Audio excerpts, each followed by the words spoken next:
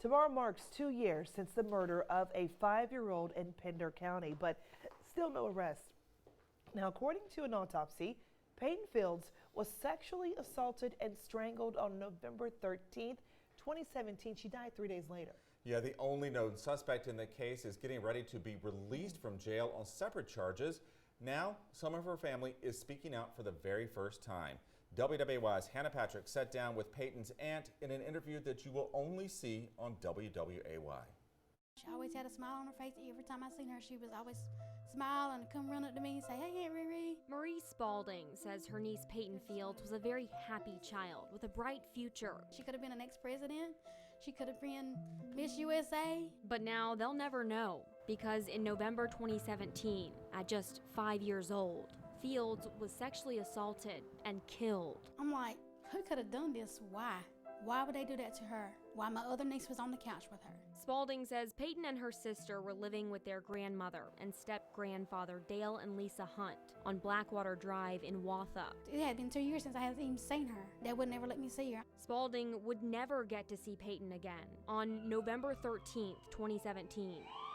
Detective John Leatherwood with the Pender County Sheriff's Office says Dale Hunt and Paitin's uncle, David Pravat, drove Paitin to the hospital. I have a 5-year-old that was brought in. Strongly appears to be strangulation marks on her neck. They didn't call the ambulance or anything. If something like that was going on, somebody should have called an ambulance for them to come. They could have done a lot more for her. 3 days later, Paitin died at the hospital. Her sister's left with no sister. I'm left with no niece. My brother's left with no daughter. 6 months later, the autopsy was released, revealing Paitin died because she was strangled. But no one was charged. Spalding has been working closely with Detective Leatherwood. Some of the family has not. Nobody's really cooperating. Leatherwood told us the grandparents refused to accept the autopsy and claimed Paitin was just sick. The autopsy speaks for itself. They kept saying she died from meningitis. If she died from meningitis, her organs were never being donated to somebody that needed them. Pender County Sheriff Alan Cutler says they need someone to come forward so they can make an arrest. If there's any family member or anyone in the public who has any information about this case or could shed any light on this investigation, to please contact our office. Spalding didn't want to say who she thinks was involved, but she did say this. The persons or the person that done it was at her funeral. And that person or persons touched her for the last time, taking her casket to the grave. And that person was there.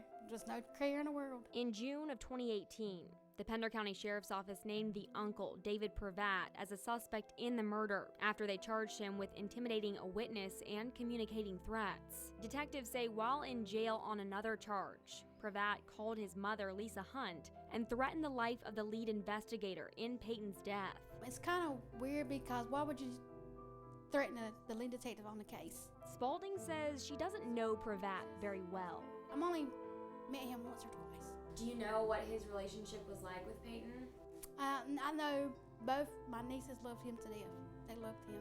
Do you think he's capable of hurting Paitin? I'm not for sure. Spalding now has full custody of Paitin's 9-year-old sister, Savannah. At first, in the middle of the night, she had nightmares and she couldn't sleep. But now she sleeps through the night. She just misses her sister. And while nothing will bring Paitin back to them, I want somebody to be charged because it's not right. She says it's time for some answers. It'll give us some closure.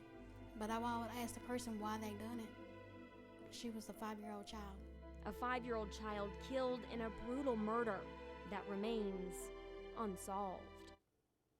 And we did reach out to Lisa and Dale Hunt multiple times for comment. We did not hear back.